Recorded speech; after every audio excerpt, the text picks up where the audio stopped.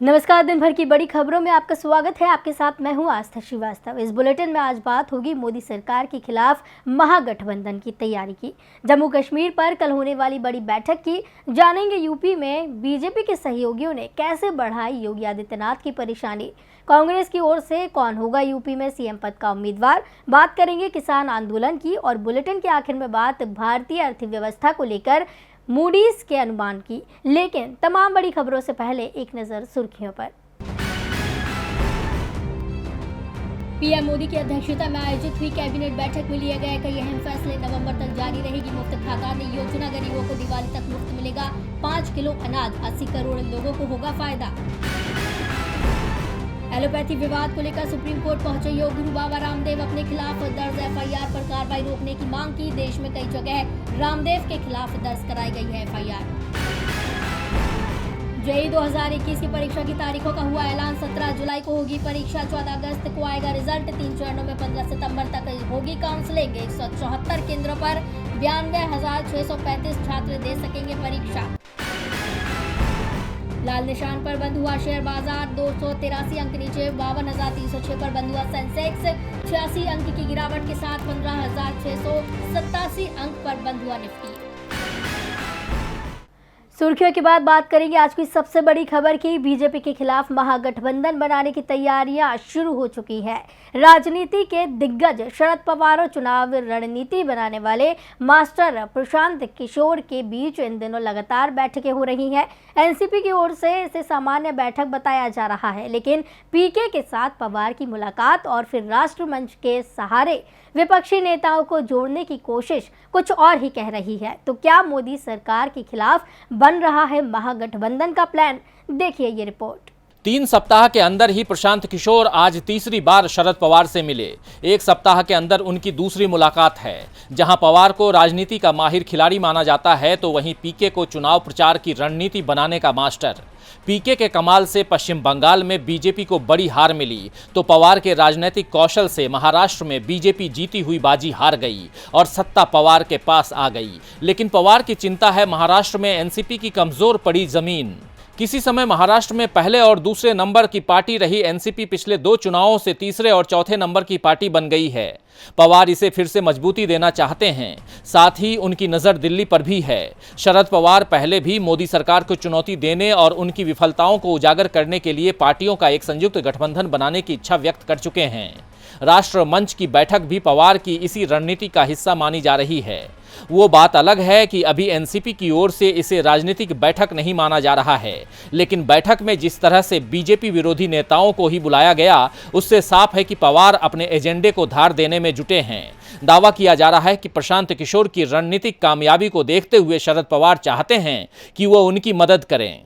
लेकिन पवार के साथ ही साथ ममता बनर्जी की भी नजर दिल्ली पर है। वो बंगाल से निकलकर अब दिल्ली की राजनीति में सक्रिय होने के संकेत दे रही हैं और इसमें उन्हें भी पीके की जरूरत है। पीके यानी प्रशांत किशोर और पवार यानी शरद पवार की मुलाकात के बाद एक बार फिर से सरगर्मियां बढ़ गई हैं। संकेत साफ है कि बीजेपी के खिलाफ बड़ा महागठबंधन बनाने की तैयारियां शुरू हो चुकी हैं।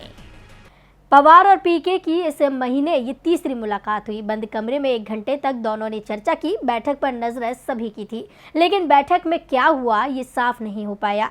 नजरें कल होने वाली एक और बैठक पर है। ये बैठक पीएम मोदी के आवास पर होनी है, जिसमें जम्मू कश्मीर के नेताओं को बुलाया गया है। तो इस मुद्दे पर पीएम ने बुलाई ये बैठक, देखिए ये रिपोर्ट। 3 साल से जम्मू में चुनी हुई सरकार नहीं है, बल्कि वहां का शासन सीधा दिल्ली के हवाले है। राज्य में इस समय राष्ट्रपति शासन लगा हुआ है। 3 साल में जम्मू कश्मीर में बहुत कुछ बदल चुका है। राज्य से यह अब केंद्र शासित प्रदेश में तब्दील हो चुका है। साथ ही इसका विभाजन हो चुका है। जम्मू कश्मीर से लद्दाख को अलग कर दिया गया है। जम्मू कश्मीर से विशेष राज्य का दर्जा भी वापस ले लिया गया है। इस बीच कल पीएम आवास पर जम्मू कश्मीर के नेताओं की बैठक बुलाई गई है। पीएम की अध्यक्षता में होने वाली इस बैठक को लेकर जम्मू कश्मीर के नेताओं का दिल्ली पहुंचना शुरू हो गया है। वो एक एजेंडे के साथ दिल्ली आ रहे हैं।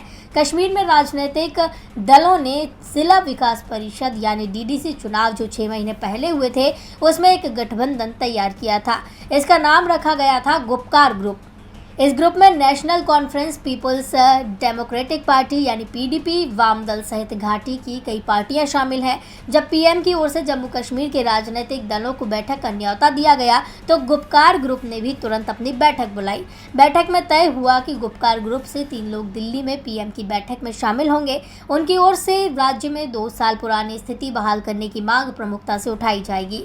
केंद्र सरकार जम्मू कश्मीर को विशेष राज्य का पुराना दर्जा वापस करे, साथ ही तुरंत ही विधानसभा चुनाव कराने का फैसला करे। 22 महीने पहले ही राज्य का विभाजन हुआ था और विशेष राज्य का दर्जा भी वापस ले लिया था। इसे लेकर नेशनल कॉन्फ्रेंस के अध्यक्ष फारूक अब्दुल्ला ने कहा है कि हम प्रधानमंत्री और गृह मंत्री के सामने अपना पक्ष रखने के लिए बैठक में हिस्सा ले रहे हैं। जिन्हें निमंत्रण मिला है वे जाएंगे। हमारा मुद्दा स्पष्ट है, कश्मीर में चुनी हुई सरकार होनी चाहिए और कश्मीर का पुराना हक वापस मिलना चाहिए। फारूक भले ही कश्मीर को पुराना हक दिलाने की बात कर रहे हों, लेकिन केंद्र सरकार की ओर से ऐसे कोई संकेत नहीं है। यूपी चुनाव सामने है तो ऐसे में बीजेपी जम्मू कश्मीर को विशेष राज्य का दर्जा दिए जाने को कभी भी तैयार नहीं होगी।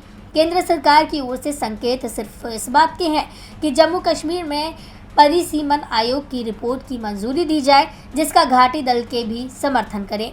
साथ ही परिसीमन के आधार पर इस साल के अंत में या फिर यूपी सहित 5 राज्यों के विधानसभा चुनावों के साथ जम्मू कश्मीर विधानसभा का चुनाव भी करा लिया जाए। देश में बैठकों का दौर चल रहा है। कहीं विपक्ष सरकार को घेरने के लिए बैठक कर रहा है तो कहीं सरकार की ओर से राजनीतिक दलों की बैठक बुलाई जा रही है। इस बीच यूपी में भी बीजेपी अपने सहयोगियों के साथ बैठकें कर रही है, लेकिन बीजेपी के सहयोगी उसके सामने ऐसी मांगें रख रहे हैं जिससे योगी आदित्यनाथ की मुश्किलें बढ़ रही हैं। और इस बार निषाद पार्टी ने ऐसी मांग रख दी है जिसे पूरा करना बीजेपी के लिए मुश्किल भरा दिख रहा है। तो क्या है निषाद पार्टी की मांग, देखिए ये रिपोर्ट। यूपी विधानसभा चुनावों में छोटी पार्टियां इस समय बीजेपी की सबसे बड़ी परेशानी बन गई हैं। सुहेलदेव भारतीय समाज पार्टी ने तो साफ साफ कह दिया है कि वो किसी के साथ गठबंधन कर सकते हैं, लेकिन बीजेपी के साथ नहीं। बीजेपी अध्यक्ष जेपी नड्डा ने सुबह सपा के अध्यक्ष ओम प्रकाश राजभर को फोन लगाया, उन्हें मनाने की कोशिश की, लेकिन राजभर ने फोन अपने पीओ को पकड़ा दिया। अपना दल पहले से ही नाराज चल रहा है, लेकिन अब बीजेपी द्वारा अपना दल को केंद्र और राज्य सरकार में हिस्सा देकर मनाने की कोशिश की जा रही है। लेकिन निषाद पार्टी की मांग बीजेपी की मुश्किलें बढ़ा रही है। निषाद पार्टी के अध्यक्ष संजय निषाद ने दावा किया है कि बीजेपी ने हमसे एक कैबिनेट पोस्ट और एक राज्यसभा सीट देने का वादा किया था। अब हमारी मांग है कि विधानसभा चुनावों में बीजेपी की ओर से निषाद पार्टी के अध्यक्ष यानी मुझे उप मुख्यमंत्री का चेहरा बनाया जाए। यूपी में निषाद समुदाय के 18% वोट है। राज्य की 160 सीटों पर निषाद समुदाय का प्रभाव है। यदि मुझे डिप्टी सीएम पद का उम्मीदवार बनाया गया तो इसका बीजेपी को पूरे राज्य में फायदा मिलेगा। संजय निषाद ने बीजेपी को साफ साफ संकेत दे दिया है कि यदि उनकी मांग नहीं मानी गई तो निषाद पार्टी के पास और भी रास्ते हैं। संजय निषाद ने कहा है कि अगर बीजेपी हमें खुश रखेगी तो 2022 में उन्हें खुशी मिलेगी, लेकिन हमें दुखी करके बीजेपी खुश नहीं हो सकती। राज्य में कम से कम 72 सीटों पर निषाद पार्टी आसानी से जीत दर्ज कर सकती है, इसलिए हमारी मांग पूरी तरह से जायज है, जिसे बीजेपी को जरूर स्वीकार करना चाहिए। यानी साफ है कि संजय निषाद ने सिर्फ डिप्टी सीएम की कुर्सी ही नहीं मांगी, उन्होंने चुनावों में 72 सीटों पर अपना दावा भी ठोक दिया है। यूपी में बीजेपी की मुश्किलें बढ़ती जा रही हैं तो लंबे समय से राज्य में कमजोर पड़ी कांग्रेस खुद को मजबूत करने में जुटी है। राज्य में अभी तक कांग्रेस के पाले कोई ऐसा चेहरा नहीं था जिसे आगे रखकर वो जनता के बीच जा सके, लेकिन इस बार कांग्रेस ने सीएम पद को लेकर बड़ा दांव खेलने का मन बना लिया है। तो किसे सीएम उम्मीदवार घोषित कर सकती है कांग्रेस, देखिए ये रिपोर्ट। यूपी में इस बार कांग्रेस पूरी दम से चुनाव लड़ने की तैयारी में है। 2017 में कांग्रेस ने सपा से गठबंधन किया था। 2012 में वो राष्ट्रीय लोकदल के साथ चुनाव मैदान में उतरी थी, लेकिन दोनों ही बार कांग्रेस को हार ही मिली। मगर अब कांग्रेस ने साफ कर दिया है कि वो किसी भी बड़ी पार्टी से गठबंधन करने नहीं जा रही और न ही गठबंधन को लेकर किसी दल से बात चल रही है। कांग्रेस नेता सलमान खुर्शीद ने कहा कि कांग्रेस गठबंधन के लिए इंतजार नहीं करती रहेगी, बल्कि जो कुछ भी हमारे पास है उसे लेकर पूरी ताकत से चुनाव मैदान में उतरेगी। इस बार के विधानसभा चुनावों में कांग्रेस सीएम पद पर अपनी दावेदारी जताएगा। हम ना तो सपा से गठबंधन कर रही है और न ही बसपा से। छोटी पार्टियों से कांग्रेस का गठबंधन हो सकता है, लेकिन किसी बड़ी पार्टी से यूपी में कांग्रेस गठबंधन नहीं करेगी। सीएम उम्मीदवार के रूप में प्रियंका गांधी को अपनी पहली पसंद बताते हुए खुर्शीद ने कहा है कि कांग्रेस महासचिव प्रियंका गांधी को तय करना है कि वो विधानसभा चुनाव में खुद को मतदाताओं के सामने किस रूप में पेश करती हैं। वो महान चेहरा है और कैप्टन है जो राज्य में पार्टी की अगुवाई कर रही है। विधानसभा चुनाव में कांग्रेस ही बीजेपी के सामने मुख्य चुनौती पेश करेंगी। आपको सिर्फ इतना करना है कि अपने सामने यूपी के सीएम योगी आदित्यनाथ और प्रियंका गांधी की तस्वीर रख दीजिए। आपको कुछ और सवाल पूछने की जरूरत नहीं होगी, आप खुद ही फैसला कर लेंगे। खुर्शीद ने साफ साफ संकेत दिए हैं कि प्रियंका गांधी कांग्रेस की ओर से सीएम पद की उम्मीदवार होंगी, लेकिन इसका फैसला प्रियंका गांधी को ही लेना है। यूपी में चुनाव की तैयारियां चल रही हैं। वैसे तो यूपी के साथ 4 और राज्यों में चुनाव होने हैं। जम्मू कश्मीर का नाम भी इसमें जुड़ सकता है। चुनावों को लेकर सभी राजनीतिक दल सक्रिय हो गए हैं, सभी की नजरें वोटरों पर है। ऐसे में किसान भी अब मतदाताओं के पास जाने की तैयारी में है। किसान सरकार से नाराज चल रहे हैं। उनकी नाराजगी कृषि बिल को लेकर है और इसे लेकर आज किसान नेता राकेश टिकैत ने बड़ा दावा किया। तो क्या कहा है राकेश टिकैत ने, देखिए ये रिपोर्ट। पिछले 7 महीने से देश भर से आए किसान दिल्ली की सीमाओं पर धरना दे रहे हैं। किसान केंद्र सरकार द्वारा पारित किए गए तीनों कृषि कानूनों को वापस लेने की मांग कर रहे हैं, लेकिन सरकार किसानों की मांग मानने को तैयार नहीं है। इसके बाद किसानों ने ऐलान कर दिया है कि वो बीजेपी का हर स्तर पर विरोध करेंगे। किसान नेता राकेश टिकैत ने कहा कि पश्चिम बंगाल में भाजपा को दवाई मिली तो उसको आराम मिला, अगले 3 साल में भाजपा को पूरा आराम मिलेगा। किसान अगले साल होने वाले उत्तर प्रदेश विधानसभा चुनाव में लोगों से बीजेपी को वोट न देने की अपील करेंगे और उत्तर प्रदेश विधानसभा में भाजपा को हराएंगे। उत्तर प्रदेश में भी उन्हें दवाई दी जाएगी और इन्हें आराम मिलेगा। इनका 3 साल का कोर्स है और अगले 3 साल में इनको पूरा आराम मिल जाएगा। तो राकेश टिकैत ने कहा कि बीजेपी चुनाव न जीत पाए, इसके लिए किसान पूरी कोशिश करेगा। राकेश टिकैत ने साफ किया कि ना तो वो और ना ही किसान यूनियन चुनाव लड़ेंगे, लेकिन बीजेपी के खिलाफ पंचायतें की जाएंगी और लोगों को जागरूक किया जाएगा। उन्होंने 26 जून को देश के सभी राज्यों में प्रदर्शन करते हुए गवर्नर को ज्ञापन सौंपने की भी बात कही। सरकार को दवा देने की जरूरत है जिससे उसे आराम मिले और किसान दवाई देने के लिए तैयार है। ये दावा राकेश टिकैत का है। अब किसानों की दवाई से सरकार को कितनी राहत मिलेगी, ये यूपी चुनाव से ही साफ होना शुरू हो जाएगा। लेकिन आज केंद्रीय जांच एजेंसियों ने जरूर बैंकों को राहत की दवा दी है। बैंकों का कर्जा लेकर देश छोड़ने वाले भगोड़ों की संपत्ति का बड़ा हिस्सा बैंकों को दिया गया है। देखिए ये रिपोर्ट। विजय माल्या, नीरव मोदी और मेहुल चोकसी, इन 3 नामों को एक वक्त देश के बड़े कारोबारियों और अमीरों में गिना जाता था, लेकिन कारोबार के नाम पर इन लोगों ने भारत के बैंकों से करोड़ों का कर्ज लिया और उसे चुकाने की जगह देश से फरार हो गए। एक अरसे से इन तीनों को देश में वापस लाकर सजा देने की मांग की जा रही है। फिलहाल इन 3 भगोड़ों को प्रवर्तन निदेशालय ने एक तगड़ा झटका दिया। ईडी ने उनकी जब्त की गई संपत्ति का एक हिस्सा सरकारी बैंकों और केंद्र को ट्रांसफर कर दिया। ईडी ने एक ट्वीट में कहा कि विजय माल्या, नीरव मोदी और मेहुल चोकसी के मामले में पीएमएलए के तहत 18,170.02 करोड़ रुपए की संपत्ति जब्त की गई। ये बैंकों को कुल हुए नुकसान के 80.45% के बराबर है। इसका एक हिस्सा बैंकों और सरकार को ट्रांसफर कर दिया गया है। ट्रांसफर किए गए एसेट्स की वैल्यू 9,371.17 करोड़ रुपए है। ईडी ने prevention of money laundering act PMLA के तहत इन आरोपियों की संपत्ति जब्त की है। ईडी ने कहा है कि भगोड़े आरोपी विजय माल्या, नीरव मोदी और मेहुल चोकसी की 9,371 करोड़ रुपए की संपत्ति सरकारी बैंकों को ट्रांसफर कर दी गई है ताकि धोखाधड़ी के कारण हुए नुकसान की भरपाई की जा सके। इन तीनों ने अपनी कंपनियों के जरिए पैसों की हेराफेरी की, जिससे बैंकों को 22,585.83 करोड़ रुपए का नुकसान हुआ। ईडी ने इस पर तुरंत कार्रवाई करते हुए आरोपियों की 18,170.02 करोड़ रुपए की संपत्ति को जब्त किया, जिसमें से 969 करोड़ रुपए की संपत्ति विदेशों में थी। आपको बता दें कि हीरा कारोबारी मेहुल चोकसी और उसके भांजे नीरव मोदी पर पंजाब नेशनल बैंक पीएनबी के साथ 13,500 करोड़ रुपए की धोखाधड़ी करने के आरोप हैं। फिलहाल नीरव मोदी लंदन की एक जेल में बंद है, जबकि मेहुल चोकसी कैरिबियाई देश डोमिनिका की जेल में बंद है। इन दोनों को भारत लाने की कोशिशें चल रही हैं।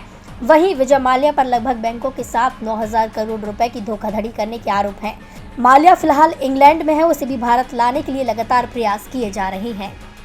और बुलेटिन के आखिर में बात आर्थिक स्थिति को लेकर आई एक और बुरी खबर की। पिछले साल से ही देश में कुछ भी सही नहीं चल रहा। जब से महामारी ने देश में दस्तक दी तभी से आर्थिक गतिविधियां पूरी तरह से पटरी से उतर गई। पिछले साल सितंबर से हालात सुधरने शुरू हुए तो इस साल मार्च में फिर स्थितियां बदल गई। महामारी की दूसरी लहर पहले से भी ज्यादा मुश्किलें लेकर आई। उद्योगों के बंद होने का असर दिखाई देने लगा। तमाम एजेंसियां ने देश की जीडीपी में गिरावट के संकेत दिए। मूडीज ने भी कुछ ऐसी ही रिपोर्ट जारी की है। तो क्या है मूडीज की रिपोर्ट में, देखिए। इस साल की शुरुआत में आरबीआई सहित दुनिया की तमाम दिग्गज एजेंसियां दावा कर रही थीं कि भारत की विकास दर 14% के करीब रहेगी। मोदी सरकार भी इन रिपोर्टों के आधार पर अपनी सरकार के कामकाज के गुणगान में जुटी थी। लेकिन अब जो भी रिपोर्ट आ रही है उसमें साफ है कि विकास दर का यह आंकड़ा बहुत ही कम है। मूडीज इन्वेस्टर्स सर्विस ने पहले भारत की 2021-22 में जीडीपी वृद्धि का अनुमान 13.9% बताया था, लेकिन अब जो रिपोर्ट जारी की है उसमें यह अनुमान घटाकर 9.6 कर दिया गया। अगले साल तो इसमें और भी गिरावट के संकेत है और 2022-2023 में ये वृद्धि दर 7% के आसपास रह सकती है। पिछले साल भारतीय अर्थव्यवस्था को 7.3% का नुकसान हुआ। भारत को लेकर मूडीज ने अपनी रिपोर्ट में कहा है कि कोरोना की दूसरी लहर से भारत को अनुमान से ज्यादा नुकसान उठाना होगा, लेकिन ये पिछले साल की तुलना में कम होगा। पिछले साल लगाए गए सख्त लॉकडाउन के कारण आर्थिक गतिविधियां पूरी तरह से बंद हो गई थी, लेकिन इस बार देश में आर्थिक गतिविधियां चलती रही। दूसरी लहर ने अप्रैल और मई में भारत की अर्थव्यवस्था को प्रभावित किया।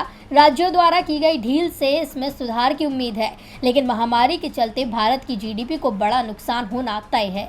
भारत की अर्थव्यवस्था पहले के अनुमान से कम करीब 9.6% की दर से बढ़ेगी। इससे पहले तमाम एजेंसियां भारत की जीडीपी वृद्धि दर के अनुमान को घटा चुकी हैं। देश में महामारी की यदि तीसरी लहर आती है, जिसके बारे में दावा किया जा रहा है कि अगस्त में ये लहर आ सकती है, तो ये अनुमान और भी कम हो सकता है। दिन भर की तमाम बड़ी खबरों में मेरे साथ फिलहाल इतना ही। आप देखते रहिए डीवी लाइव। नमस्कार।